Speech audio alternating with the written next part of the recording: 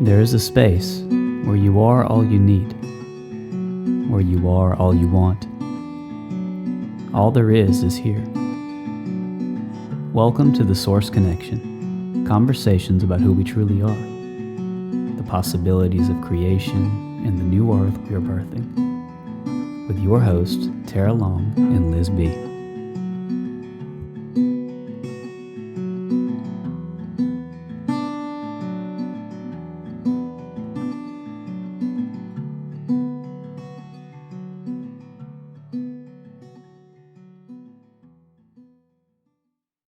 Hello, everyone. Thank you for being here. Welcome to another episode of The Source Connection. Some people call me Tara Long, and I'm here with my co-host, who some people call Liz B. And we're here with our very, very special guest, who some people call Zuby. And before we get to our conversation today, we'll just take a moment to be here together and relax and tune in. And if you'd like, you can close your eyes if that feels good for you. And just settle the body. Relax the body. Just feel that natural state of relaxation as you breathe in and out, however it feels good for you.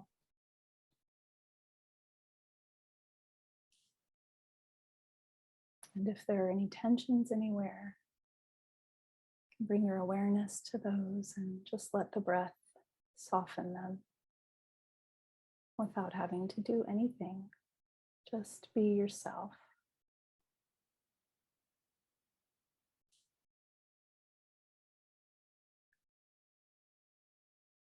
Just relax into being yourself in this moment.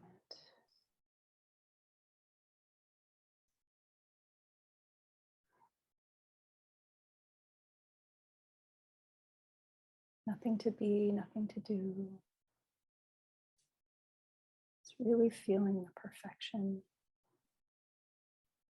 of just being here and being yourself.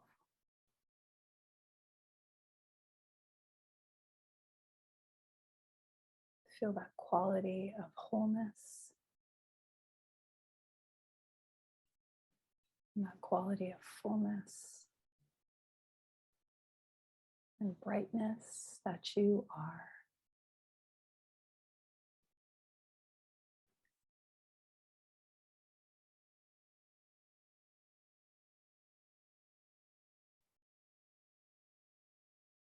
No matter what's going on in your life, what's going on around you, you can always remember this space.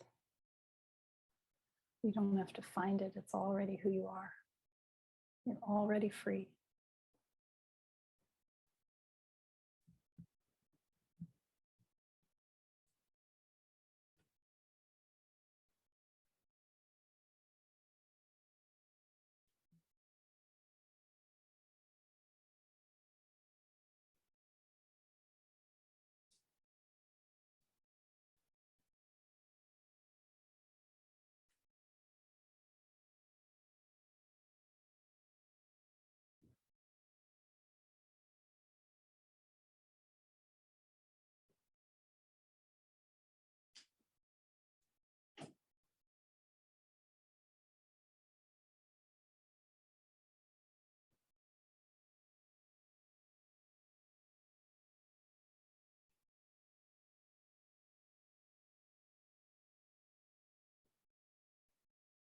Feeling the ease of your breath and the ease of your body.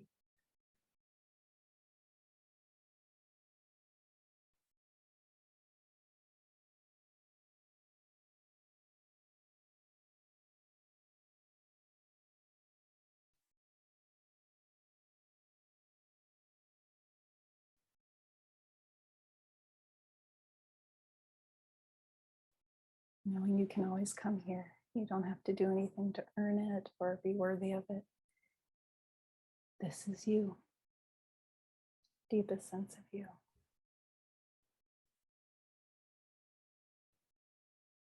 And take a few nice breaths, however feels good for you, and sigh it out. You can do it together 3 times.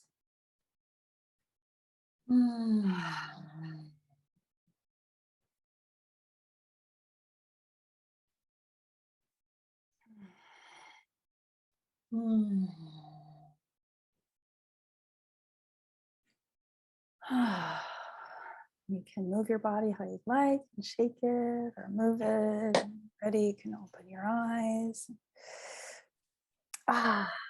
Thanks everyone for doing that with us. Zuby, we love to let you introduce yourself and say whatever feels good for you right now. So how did you come to be here with us now in this moment? Well, I was sent a nice invitation video. I don't normally get video invitations. And I was like, how can I say no to a video invitation? Well, for those people who don't know me, my name is Zuby. I'm an independent rapper, author, host of the Real Talk with Zuby podcast, public speaker, and social media and fitness coach. I'm originally from the UK, grew up in Saudi Arabia, family background originally from Nigeria, and I'm a man of the world. I'm a man who's got a lot of interests and is known for a lot of different things. And here we are today. The sweetness. We were talking before you came in. Thank you for being here and trying to find words to describe you, right, to our audience. And I told Tara, I said, I keep trying to find the words, and it's all these different things. But one that sticks out to me is just a maverick and just a man of many talents. And the way I got exposed to you was through your Twitter content and just your honesty, your ability to keep yourself in integrity with what you were feeling or noticing or whatever thing, and just really straightforward, non-apologetic, almost uncancelable. I don't know if that's a word. And it's just it's such a breath of fresh air to be exposed to that and just see somebody move in this world with that kind of, presence. So thank you for that. Oh, thank you. It's nice to hear that. Yeah. If anybody listening, if you haven't read Zuby's tweets and it's always perfect. It's always at the perfect time. The words are always perfect. The downloads are just so precise and just and simple too, right? Simple, and you say things that other people just don't want to say. Mm-hmm. So yeah, well, I mean, I'm a truth seeker and a truth speaker. Yeah.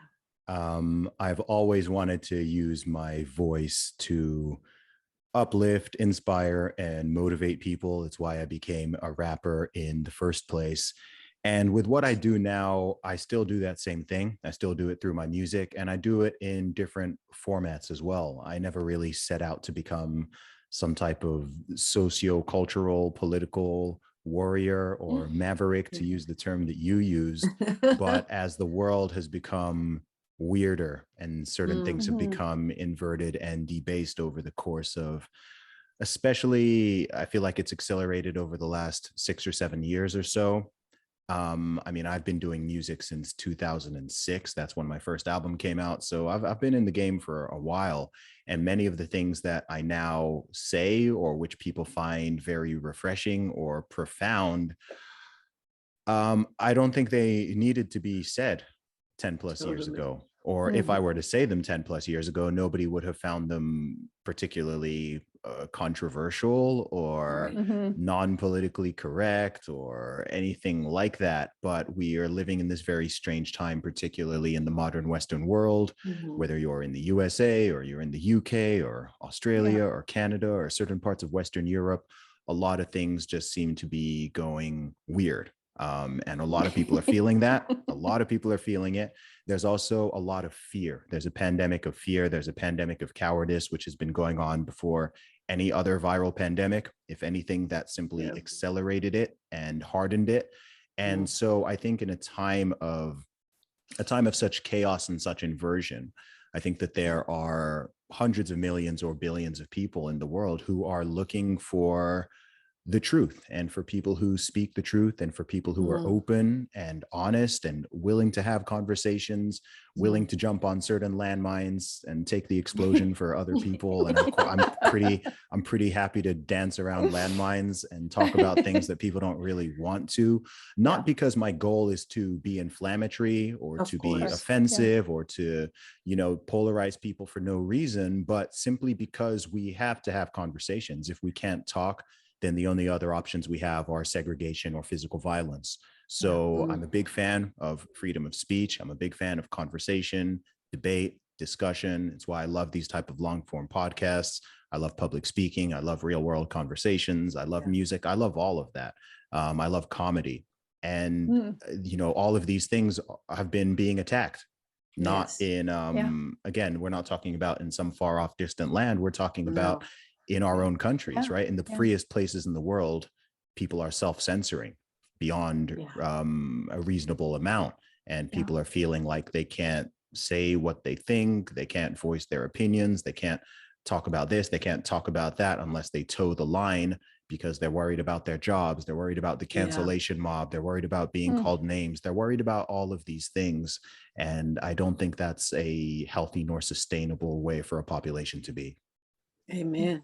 Yes. Yeah. So true. I've heard you talked about the inversion, and I've heard you talk about feeling like this time is an overcorrection period that we're going through.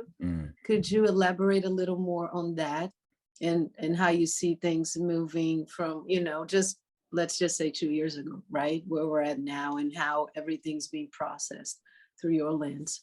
Yeah, sure thing. So when I look at human history and I look at the progress and the changes that have happened over centuries, decades, millennia, I believe that humanity is always, we're generally on an upward trajectory in terms of equality and fairness and reduction in violence, increased life expectancy, reduced childhood mortality, reduced poverty, overall affluence, and ability for people to have freedom and do things. We're generally on an upward trajectory, a little bit like a stock market, right? You could look at the Dow Jones indicator, and over the course of time, it's long-term, it's on an upward trajectory.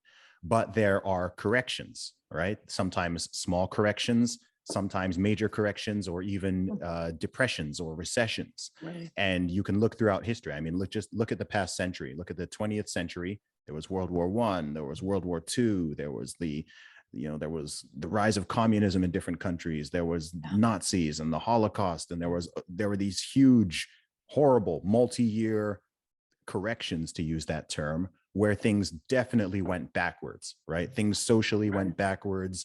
There was violence. There were all of these bad things happening, and then things returned. And since then, things have improved and gotten better again.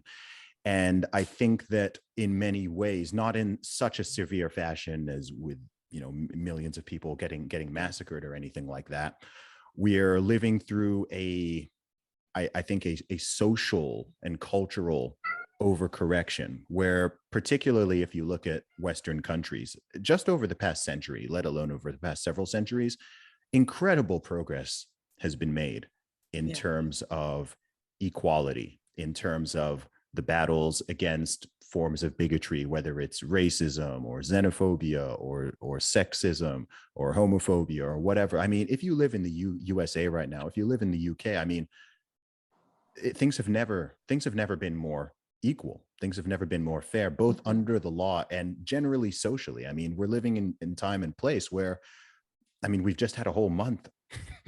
We've just had a whole month celebrating, so-called Pride. So, I mean that to me is a great example of an overcorrection. As we record this today, I don't know when this comes out. We're recording this on July 4th. So the USA has one day to celebrate independence and an entire month to celebrate Pride. I mean, if that's not an overcorrection, what is, right? It used to be just, hey, look, some people are gay. What goes on in people's bedrooms isn't other people's business. So, and that's it. Now it's like, no, you must wrap yourself in a rainbow and you must go out there and you must parade and you must pledge allegiance and you must put your pronouns in your Twitter bio and you must say this and you must do that, right? It's gone, not just like, hey, some people are gay, get over it. Now it's like, no, you need to pledge allegiance. You've got to put up a flag. You've got to do this. You've got to do that. If you look at racial issues, right? If you go back a century ago, go back to 1922, racism was a big deal. It was a big problem, right? There were the KKK had millions of members. There was all this, horrible stuff going on. People were getting lynched. People weren't allowed to sit together. People weren't allowed to go to the same restaurant, sit in the same place, right? Even in the USA, right? Let alone in other places. So, and now in 100 years, which is one person's lifetime, look at the difference. But now it's overcorrected. Now it's like, oh, okay, so let's be racist to white people now. Let's force people to, let's encourage people not to be colorblind. Let's tell people that they must see color and they must center every conversation and interaction around race. And we need to start labeling people again and calling people BIPOC and POC and this of color and that, and just let's start labeling everything again. Let's start having you've got universities now where they're having segregated dorm rooms or segregated proms or segregated graduations and this and it's like this is going backwards. So this is what I mean by an overcorrection. Look at the whole pandemic, the entire pandemic response, overcorrection. You created a situation where, in my opinion, you created more damage through the supposed solution than the thing that you were creating the solution for. You created a bigger problem, which we're now all dealing with. Inflation is shot through the roof, probably going to go into a recession, hopefully not a depression, but that's not off the table.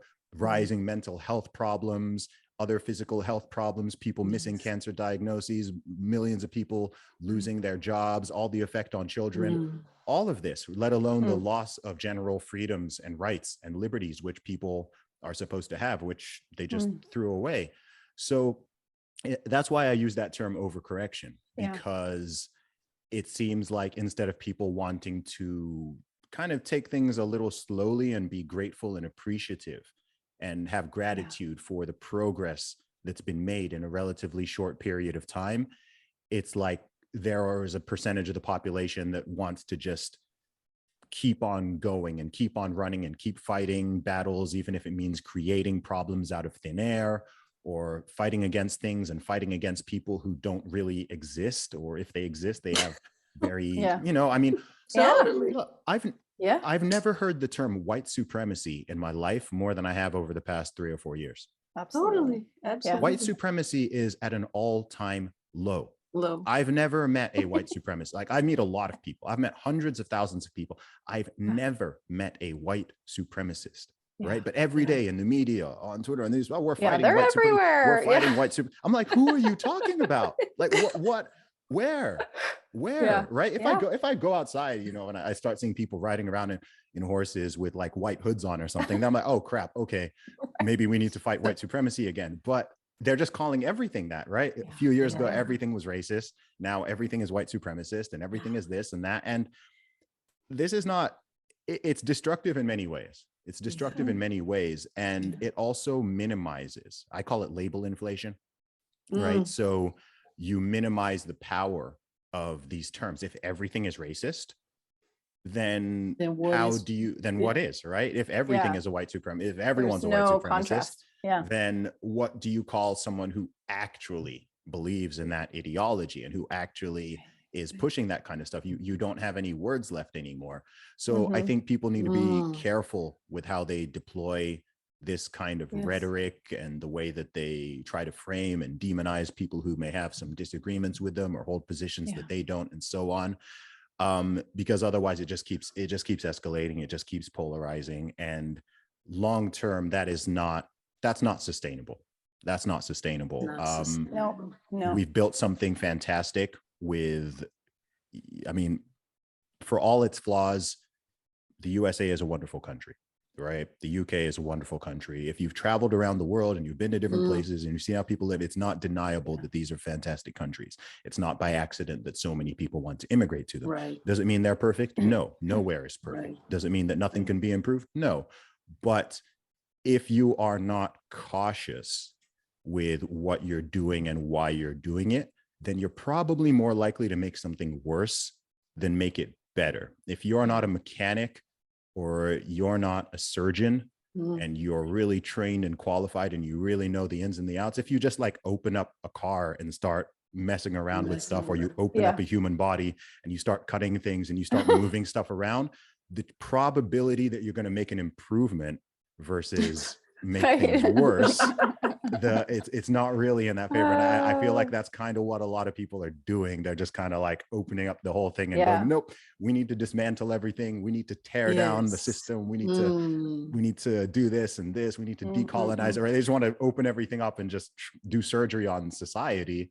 And oftentimes the people who are doing this, they're very enthusiastic and passionate, but they're not necessarily smart or done any research in they're often people who themselves they can't even get their own lives in order, right? Their own life is chaos. That's it. But they somehow think that they can fix the entire world and fix the entire system and force this on people and force that on people. And it's like, man, you can't even keep your own room tidy. So what makes you think that right, you can't even get your own body in shape? So what makes you think that you can get all of society in shape and get all of society right? It's that level of kind of hubris. Mic drop. We just put out an episode called Clean Your Own Room, because we were exactly talking about that in detail. So it's, I mean, whatever anyone's beliefs or opinions are about what's going on in the world today, there does seem to be, all the things you're talking about seems to be very deliberate, right? Very deliberate attempt to separate us, divide us, create that. So, and it's been going on for hundreds of years, dare I say. It's just in the past, in our lifetime, that we've seen it really, really magnified.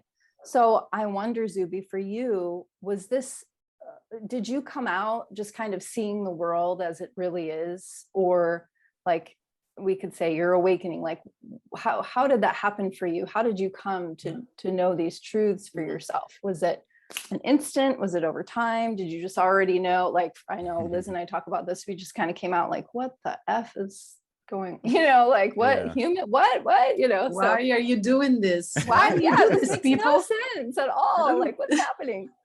It's a good question. I'm not someone who ever really had a specific awakening moment. I've been pretty awake since childhood. I've always questioned things and wanted to ask. I've always asked the question why. I've always tried to understand things. I was very, very curious as a child, just like I'm very, very curious now.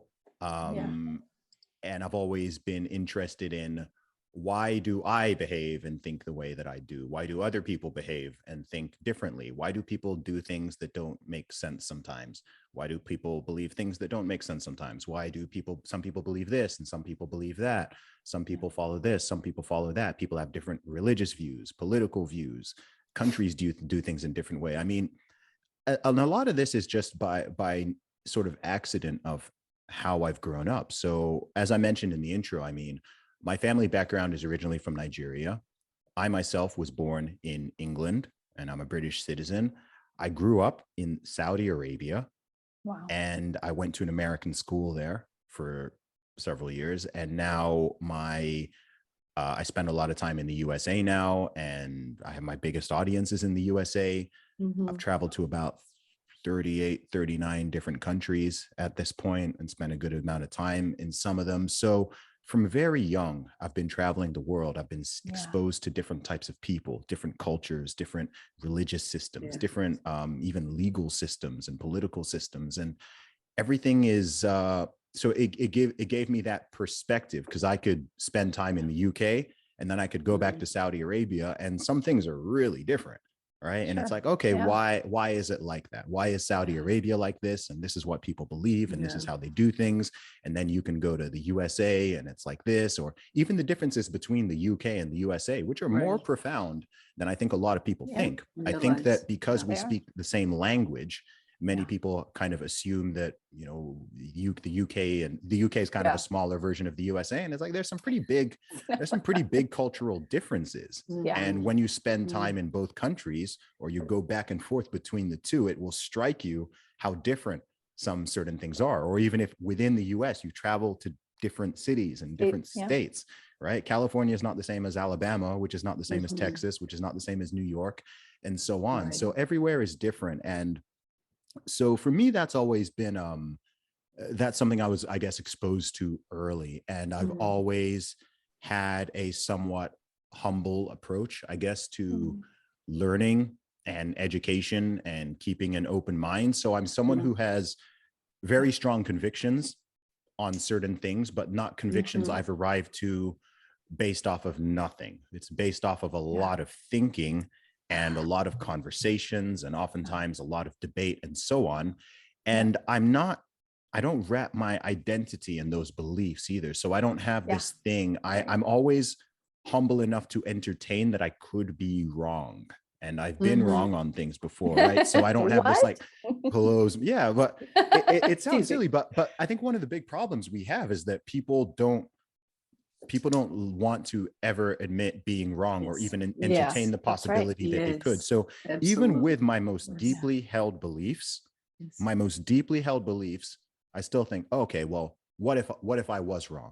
Right? Every single day I have like internal debates with myself. I'll take my own positions and I myself will challenge them and think, okay, well, what about this? What about that? How do you answer this? How do you answer that? And then there's some stuff where it's just like, you know what? I don't know. Here's what I think. Here's what it might be. Here are some considerations we could put on the table. But ultimately, I'm not sure. I don't know. And these things get more, there's nothing more complex really than, I think human beings are the most complicated and fascinating thing on the world, on an individual level, but even on a mass level, right? So you take hundreds of millions or billions of people and you're trying to work out let's call it a system, right? A system of structure or governance or lifestyle or something that can be accommodating enough for everybody, that it's not super exclusive, or the standard is not so high that people cannot live to it, but that there is a standard and there is some guidelines and there are morals and there are ethics and there are laws, because you can't just have complete chaos, right? Just have hundreds of millions of people on a piece of land and just expect everything to go all right. There has to be some type of structure, but you don't want that structure to be so strong that it becomes repressive and it starts oppressing people, and it starts excluding people, and it starts forcing people to do this and forcing people to do that. And it's always a balance. And I don't think that there's any perfect, there's no perfect system, and human beings certainly are not perfect. So the best we can do is find something that kind of works and gives people a degree of autonomy and independence and freedom, but they're not going to go out and hurt each other and kill each other and take each other's stuff.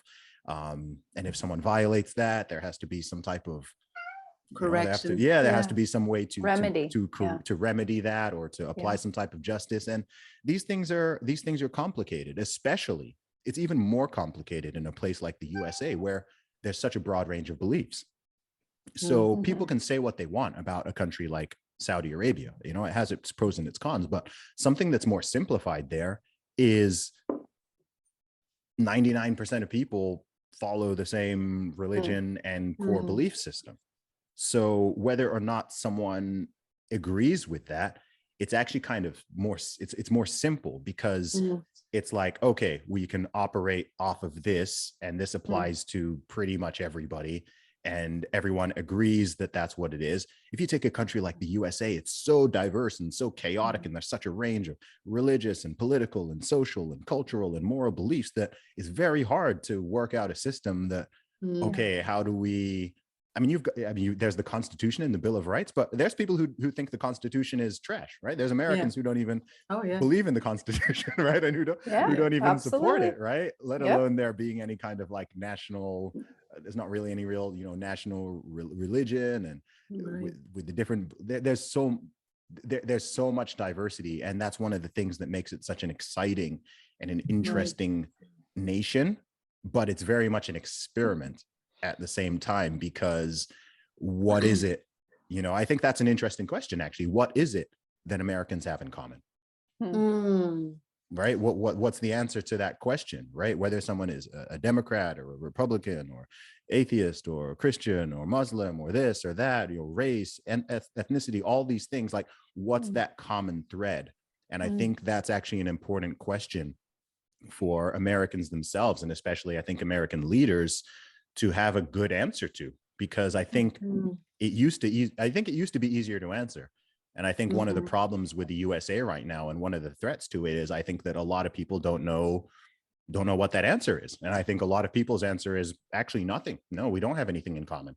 And that's kind of dangerous if you want a country to hold together. It's supposed to be the United States of America, not the divided states of America. So for something to be united, there has to be a through line. There has to be some commonality in terms of beliefs and standards and all of that in order for it to function. You can have a lot of diversity within that, but there has to be something holding it together. When you talk about Saudi Arabia and you talk about a deeply held belief that kind of guides society in a way, would you attach that to then the moral values that then makes it easier to discern right from wrong? Or, like just wraps it all clearly for people to not have to do that mental work necessarily when you say it's simpler, because there's almost like guidelines that people operate from, to where compared to here in the US, kind of anything goes and let's see what happens in a way, right? That's what I don't know, it feels more like it lately, more Babylonian in that way of just like no accountability, no responsibility, and it's just whatever thing. And almost like the moral compass has been lost or buried in a way. So would you attach that conviction, that strong religious conviction, to moral behavior and moral compass and guidance? Yeah, they're absolutely very, very strongly connected, because one of the most fundamental things that comes with religious belief is a system of morality and ethics and laws, right? These are the commandments. These are the rules that you follow. This is it. And then people have an objective basis for which to base everything else on. So whether or not someone is, so a country like Saudi Arabia, I mean, I don't know the statistics, but certainly amongst the local population, I mean, I don't know what, 98% Muslim, 99%, I don't know. Yeah. So they all are looking at the Quran, the same book, right? This is where our source, sure, there might be internal debates, just like people have debates about the Bible or any other religious text about how certain things should be interpreted or exactly what they mean or when and how they should apply. But it's clearly a set of rules, standards, things you should strive for, a way you should live your life. And everyone's like, okay, this is the ultimate authority, right? This is God's book. This is the authority. We don't just individually, every single person makes up their own moral code and their own ethical code and their own way of doing things and all of that. No, this is it. This is what we follow, and respect that. And through the government, through the population, through the social structure, through cultural, everything goes through that.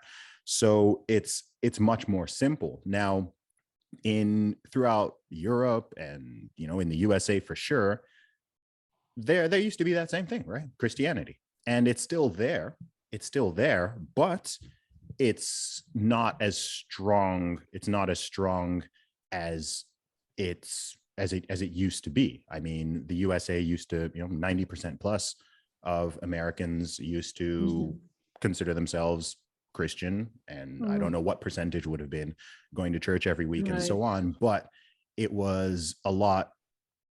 That simplifies things. And this is not to say that you know, I mean, I had we were literally talking before about how a century plus ago there was, you know, there were all these problems, and that exists, you know, in a place that was supposedly more Christian, and a lot of those things I'd say very much directly go against what should be Christian values. You know, I don't know how, I mean, people used to try to, you know, justify slavery off of, you try to use the Bible to justify slavery and things like that, which is bizarre. So this is not saying that this is a perfect, it's not saying that, oh, you know, this is some type of perfect system, or that some type of discrimination or oppression can't exist under it or within it, or it can't even be used in some cases to supposedly justify or rationalize it.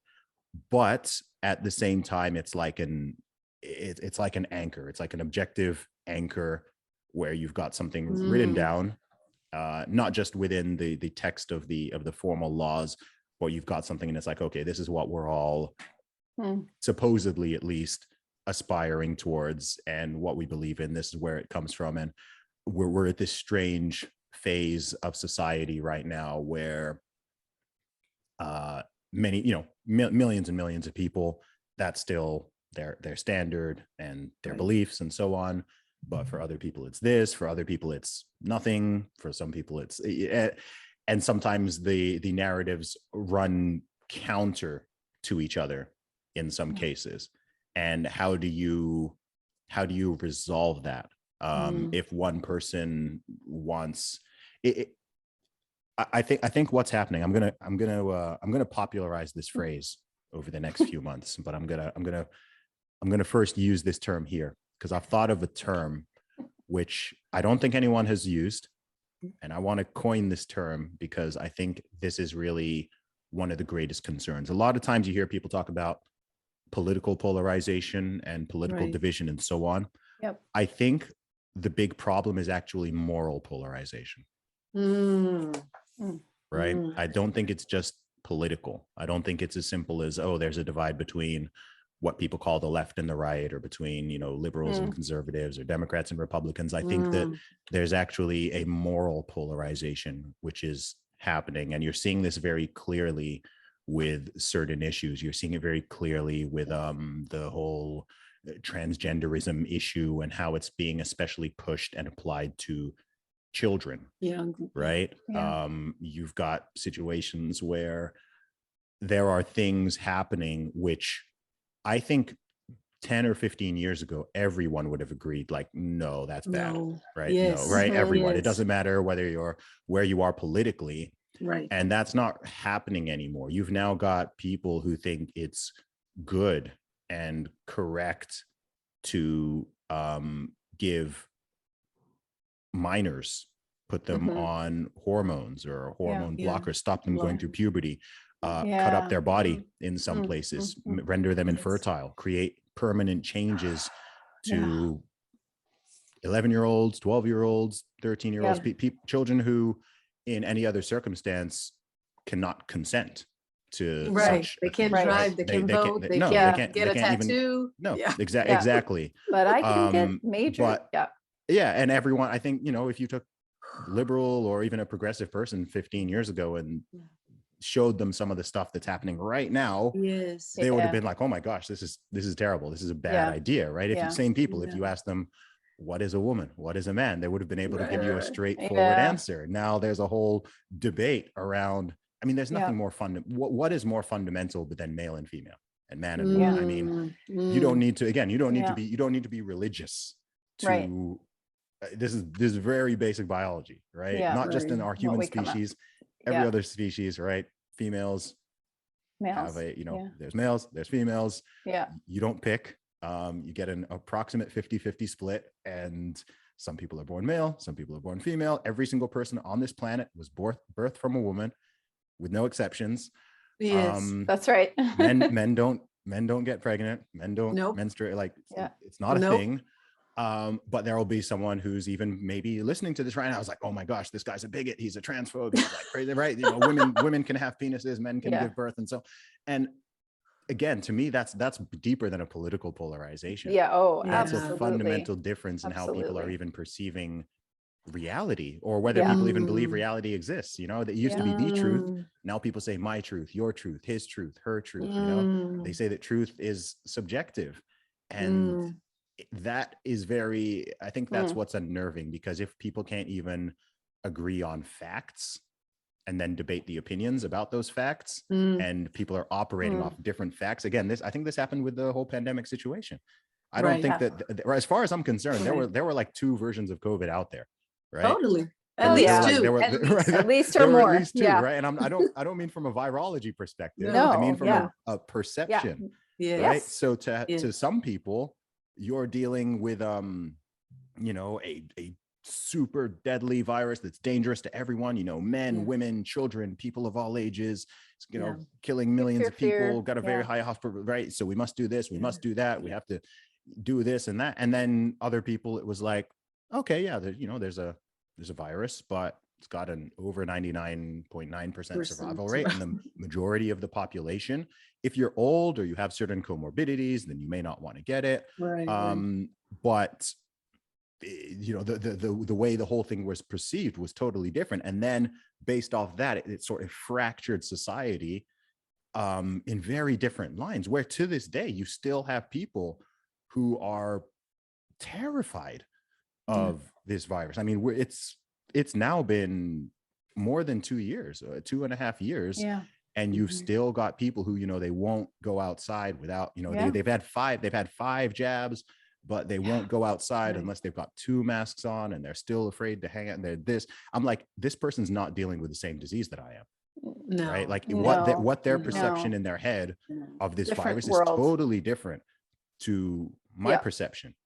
I would argue that mine is a lot closer to reality, but that person is certain that what they're doing makes sense, and that they're protecting themselves and they're protecting other people, and that anyone who doesn't take the same measures is being reckless or doesn't care about people or is selfish and so on. And so I think that's why that whole situation just became in different countries, not just in one place, it became so polarizing, and people became so hostile and aggressive because one side viewed it as you know, not that it was a simple binary split, but roughly speaking, one side viewed it as this is the most serious and deadly pandemic of our lifetime, and it's killing millions of people, and we need to do absolutely everything and force this and force that, and even give up some freedoms and take away other people's freedoms in order to protect people for health and safety and for the greater good. Right. And then the other side views it as, oh my gosh, this is crazy. People are massively overreacting. Yes, there's a virus, but it's nowhere near as deadly as you're putting out there. There are various treatment options and preventions available. Questions about the efficacy of lockdowns and masks and social distancing and this and that, all these things that were forced on people. And you also have different mentalities around this. And this is where it kind of leads into politics, where you have some people with much more authoritarian mind states and some people with much more liberty oriented mind states. So, for example, my position was never that people shouldn't be allowed to socially distance or shouldn't be allowed to stay at home or shouldn't be allowed to wear masks or take, it was just like, just don't force it on everyone, right? Let people make their own decisions. We are adults. The virus affects different people differently. Some people live by themselves. Some people live in multi-generation households and have, you know, a father or a grandfather or a grandmother who's, you know, particularly vulnerable, and maybe they need to take some extra care. You know, if you think that masks work, then, you know, if you can wear a mask if you like. I don't, you know, if you want to wear one, you don't, that's on you. I'm not even that interested in debating the efficacy of it, but it's just like, don't force people to do that. Again, it's funny because I grew up in Saudi Arabia, right? And growing up in Saudi Arabia, one of the things people always said was, oh my gosh, I've heard that they make women cover their faces in public. That's so horrible. That's such an attack on liberty and freedom. Right? There's countries where they went from banning face coverings in public to mandating them. Hello, Belgium. Hello, France. Right? And so you see how quickly these change, and people are like, oh, you can't do that comparison because this one's about science. And I'm like, well, is it whose really? Science? Exactly. Whose science is it? Right? You know, it seems like the same psychology is at play here, and it's coming under a different name and a different guise, but really you're doing the same thing. So I feel like I've been talking for a long time. So let me give the mic back to you, ladies. I want to back up a little bit when you were talking about asking the question, or Americans asking themselves the question, what do we have in common?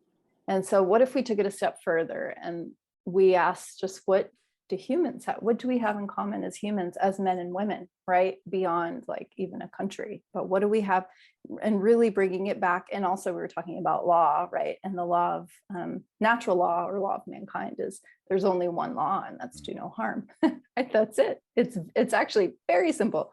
So can we, because we're so complex and we have all these differences, can we agree to some, or those who want to, those who don't want to, that's fine, but to something simple, like we all want XYZ. And there are many things as humans that we can agree that we all want, right? We all want to be healthy. We all want to have joy. We all want to be with people we love, et cetera, et cetera.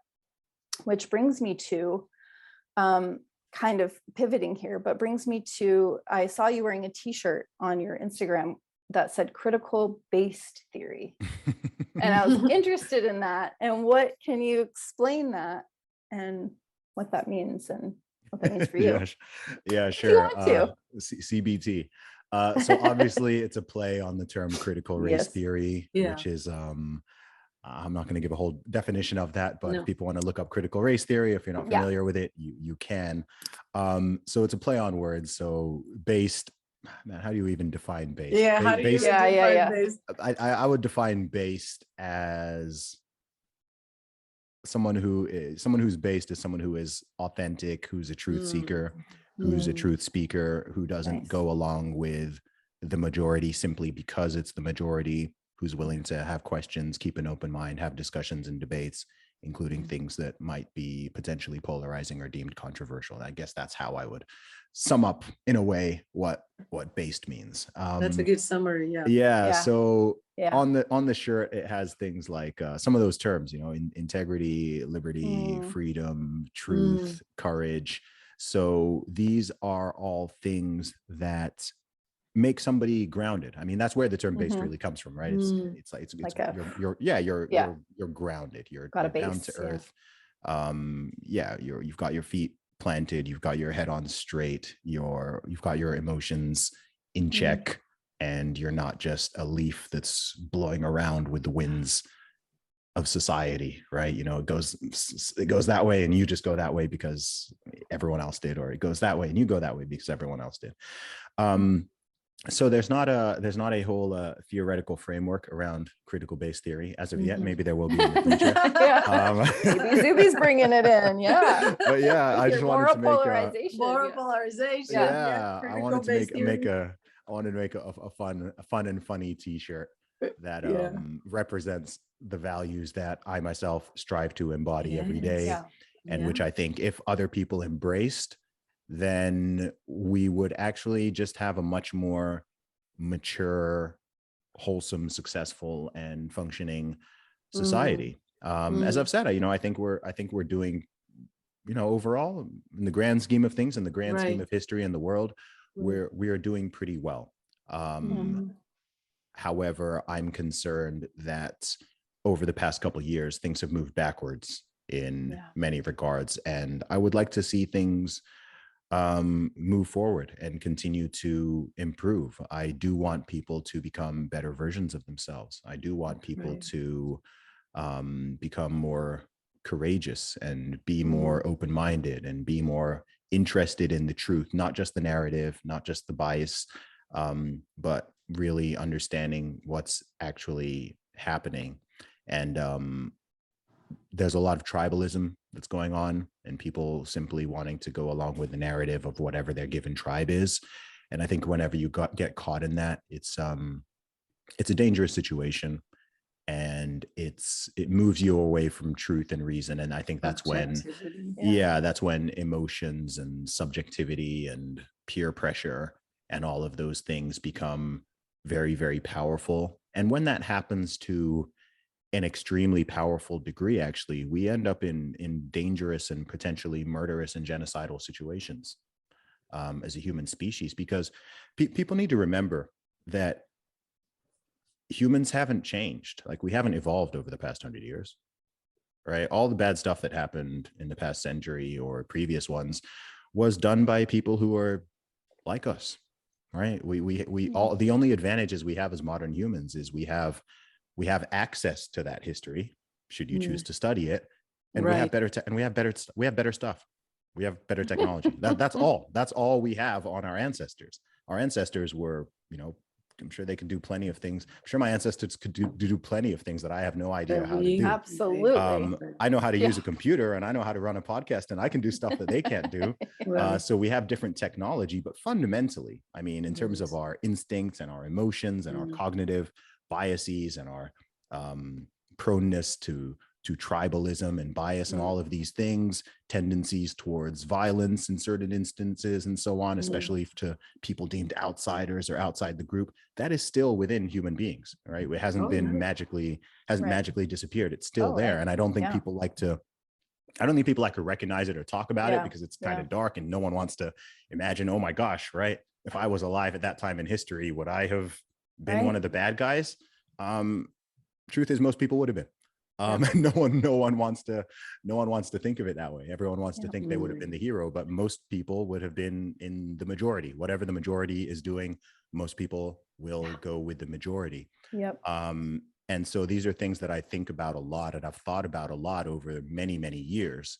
And when you start seeing that level of polarization, or certain types of rhetoric pop up, when people start dehumanizing each other and othering, wishing harm or death upon people, or celebrating when somebody gets sick, or when somebody gets all that kind of darkness, that's when I'm like, like you're falling into that dangerous territory again. This is why I got really concerned last year when, the sort of, you remember that period where it's the demonization of the unvaccinated. For like 8 months or 10 months, it was just like the unvaccinated just became like, like it got pretty freaking bad. Like, people were advocating. There were people advocating that people be put in prison for not taking the shot, or they be denied healthcare, denied access to their children, not allowed to go to restaurants, not allowed to go to gyms and cinemas, not allowed to travel, this and that. I mean, who are we? And people were justifying it and saying, oh, well, this is good. This is about the greater good. Killing people. I'm like, oh, I've heard that greater good thing before. Right? Isn't that what Mao said? Isn't that what Stalin said? Isn't that what Hitler said? Like, mass formation.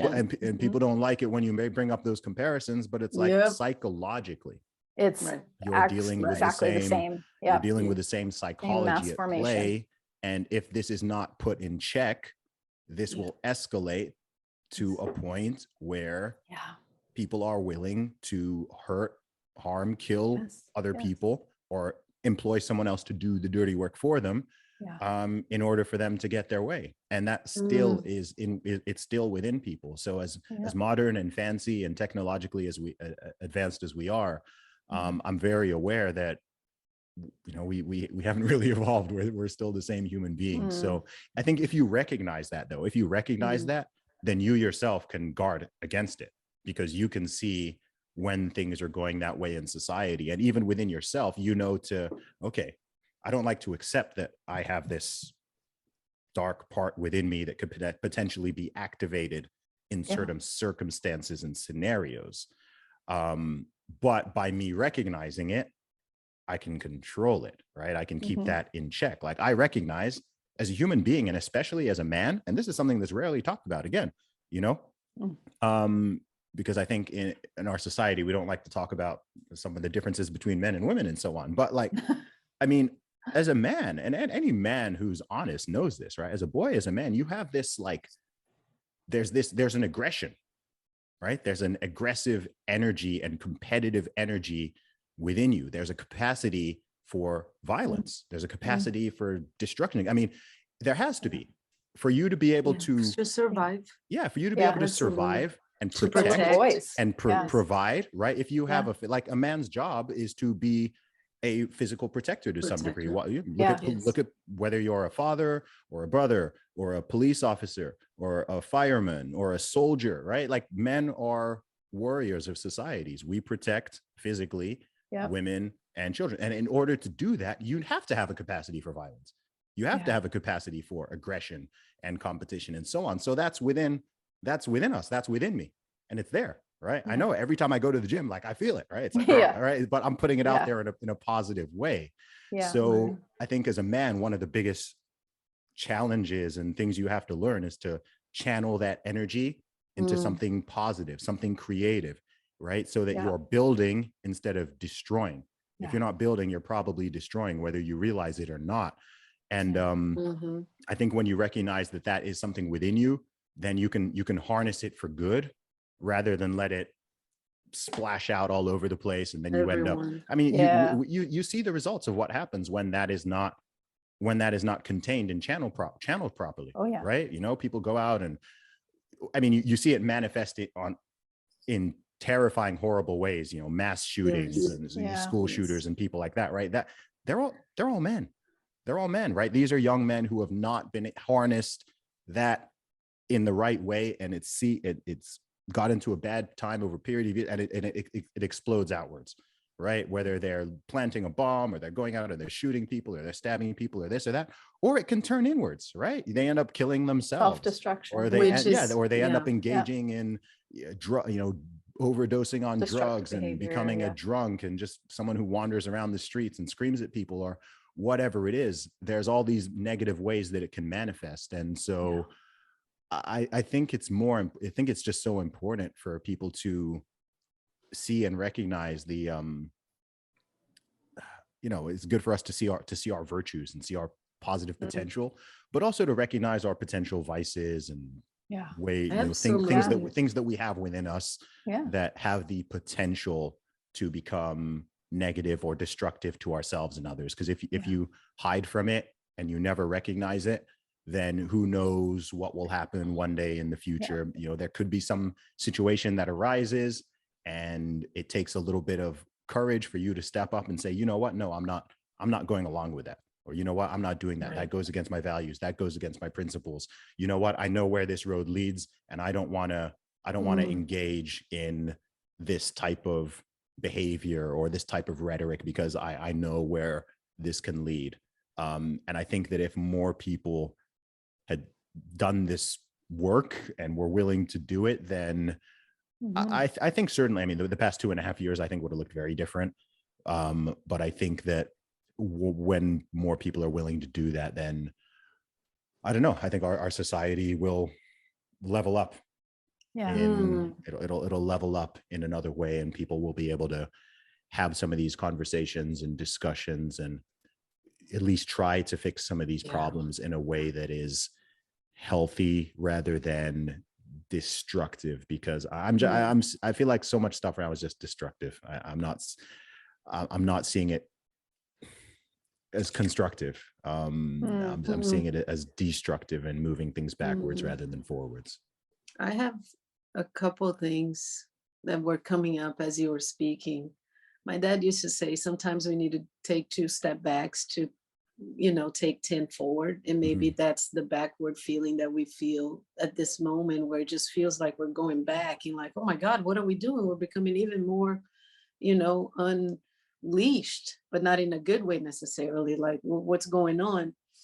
And so maybe connects to that overcorrection, that we need to kind of see things in just such extremes to recognize, wait a minute, what is the middle point here that we can find? Because we haven't been balancing. When you were talking about the violence, I hear, how do we integrate that part of ourselves? Because we are in this experience also animals, as you were saying. In that sense, we have the instinct for violence, for aggression, right? And if you don't recognize that and don't integrate that, you don't even know when to use it or how to use it, because there may be a time in somebody's life where they need to pull that out and they need to be precise with that, right? So when you talk about going to the gym and really just focusing and harnessing that energy and structuring yourself in a way that you can have that within you and you can recognize that, but you also know when to tap into that, when it's important, when it's not, when it's just a reaction rather than a response, right? The ability to just respond to something. And I feel like because of this past couple of years that things have amped up, also, I believe that people are recognizing that, right? Here we are talking about it and going, okay, so how do we move from here on? How are we become responsible for ourselves? Because I think that's the biggest piece right there. It's not even looking for somebody to tell me what to do and how to do it, but really just reconnecting. That's why this is called the source connection. How do we individually connect to whatever it is greater than me, whatever it's greater than all of us together? And we come from that place of do no harm and respect, and to reclaim what ultimately we have, which is the right to freedom. That's our inalienable rights. Nobody can take that from us. It may look like that, right? But here we are choosing over and over again. Yeah. How do we reposition ourselves in regards to everything that's happening? How do we learn to move in the world in different ways than what we've been used to? How do we choose to see things? And I feel optimistic in that way, that more and more of us are actually tuning into that, right? And going, and having these conversations. And what I like to bring is, your podcast is fantastic because you bring in a lot of people who actually are doing amazing things. They're not waiting for anybody to tell them what to do. They're not waiting for somebody to give them permission, right? They're literally doing this. They're doing it. They're creating the little school in their homes, and then that magnifies and becomes something bigger. And then all of a sudden you're helping the whole neighborhood kids that, you know, may not have had a chance. Or somebody is taking journalism in a different way and going, what is my role here? And then redefining that, and not waiting for somebody to tell them, you do it like this, and going, no, I'm going to do it this way because it's in integrity, it's in respect, it's in whatever thing, right? And with that, I'd like to know, what's your most memorable episode or guest or who you've talked to that was just really like, and that may be a hard question, but I'm just curious because I really enjoy, it's just really boots on the ground, and it's people from all backgrounds and just doing, you know, just out there, just being themselves. Wow. Picking a guest is going to be so hard. I've done over 200 episodes of my podcast now. Yeah. Or a couple. You could just, guests. It doesn't need to be one, but what, maybe the question can be like, what's been so memorable for you from that experience? Maybe that's, you know. Yeah, I think what is memorable, what I love about doing my own podcast and other people's is simply that, you know, this is how we solve problems. And this is how we expand our minds. And this is how we build empathy and compassion with people we agree with and disagree with. And we find where we agree and where we disagree and why. And we are constantly engaging in this, not a battle, but a dance of ideas. Every time you talk to someone, every time you have one of these conversations, you become a little bit wiser. You become a little bit more knowledgeable. You become a little bit more empathetic and compassionate because you can see different perspectives. Like all of us, each of us is only one person, right? So we are naturally limited to our own experiences, the places we've lived, the things we've seen, the people we know, and so on. And the way that we learn is by exposing ourselves to others. That's literally what happens when you read a book or when you listen to a podcast or when you watch a documentary, or you're getting someone else's ideas and vision and perspective, and whether it's coming through entertainment or education or just a conversation. So I think that for me, that's what's amazing about it. And that's what's magical, because I think that's really the solution to so much of what we're doing. I think one person can have a big difference in the world for both positive or negative. But if we all combine our brain energy and our perspectives and our ways of looking at things, even when we disagree, at least at a minimum, you'll be able to understand where the other person is coming from. If you open your heart and you open your mind and you suspend the desire to interrupt or to just put your own position across, if you at least listen, you might completely disagree. And it's hard to listen to someone voice something that you like really are just like, oh my gosh, like this person is, it's hard to do.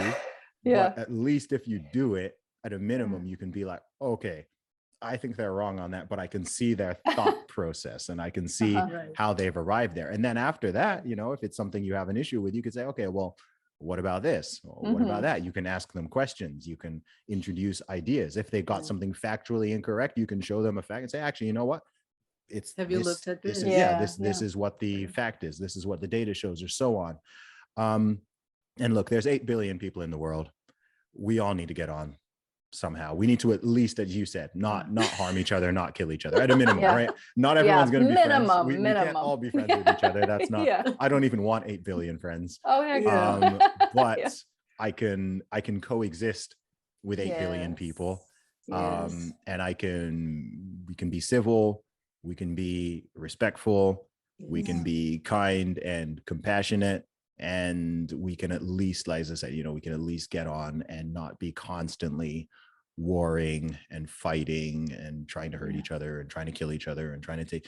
Too much of human history has been that, right? Just nonstop battling and fighting and tribalism and killing each other and taking each other's stuff. And I don't even, Lord knows how many hundreds of millions of people have died in that process. And are we ever going to move to a place where there's no wars? As much as an optimist as I am, I think it's unlikely. But I think we can minimize certain things, right? I don't think we can get rid of 100% of violent crime in a society. I think the only way you could do that is to get rid of 100% of people, and that's not a good solution. Solution. So I'm wary of utopian notions of reducing everything bad down to zero or getting everything good up to 100%. But you can make a change. Do I think we could get crime down like another 50, 60, 70, maybe 80% down from what it currently is? Yes. Yeah, I think we probably can, right? Can we get a situation where there's zero poverty and zero homelessness? I don't know about that one, but we can make it a lot better. You can make it a lot better. You could probably slash it by 80%. There might be people who, unfortunately, sadly, in various ways, there are some people out there in this world, a very small minority, who, it seems like no matter what you do, it's extremely hard to get them to stop engaging in certain behaviors or to get them to. So, I don't really know what to do with that, but we can certainly improve things. But as we improve things, we have to be careful. You have to be careful with it. It can't just be led by ideology and emotion and feeling and just, I just feel like this is a good idea, and so you put in some policy or some crazy idea which then goes on and causes a lot of destruction. So we'll get there. I mean, who knows how far we are along in this whole human experiment? We could still be in a very primitive state for all we know. So let's see. I won't be alive on this earth to see all of the future of it, but I'm overall optimistic, and I consider happiness a personality trait more than a temporary mood for myself, because despite all this stuff and despite all the, we've talked about some things that might be a little dark or negative here, but overall, my view on the world and my view on humanity and my life and what I have to be grateful for, and always having that perspective, my overall view is always one of optimism and positivity and wanting to encourage and inspire people to know that, you've got a lot of potential. You can do better. We can all improve mentally, physically, spiritually, relationally, or communication, everything. There's always room for growth. And that's actually exciting. That's positive. Even when there's a dip or when there's an overcorrection in society as a whole, even that is an opportunity. That's an opportunity for you to take certain actions and improve your skills, improve your communication, connect with different people.